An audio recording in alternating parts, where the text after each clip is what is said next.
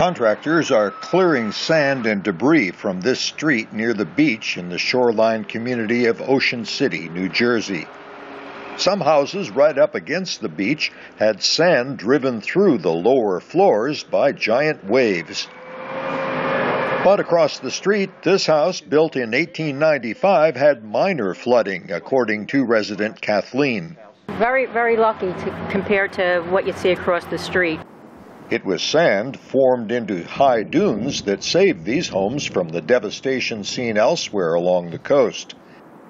But the dunes also took a beating from Hurricane Sandy, so restoring them is one more challenge facing this community. In West Atlantic City, a small boardwalk behind this hotel was torn apart by the storm, even though the building itself was unscathed. But manager Luis Toro says business is good, partly because of the storm. We just regained all the power back today, so we're back in service, and we are admitting, people who are being displaced or people who are looking for a home. Thousands of people who left the area during the storm have returned in recent days, enduring long traffic jams. Among those who rode out the storm here in Atlantic City was Sha Reed Lloyd, an avid beach runner. It wasn't as bad as I really thought it was going to be, which I'm thankful for that, but it could have been a lot worse.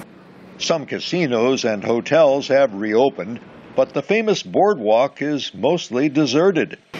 Workers are pumping seawater out of underground service lines and trying to restore basic services. At the city's landmark Irish pub, lack of electrical power has forced Dennis O'Donovan to turn customers away. And we don't close. We're open 24 hours a day, 7 days a week. The only thing that closes us is natural disasters.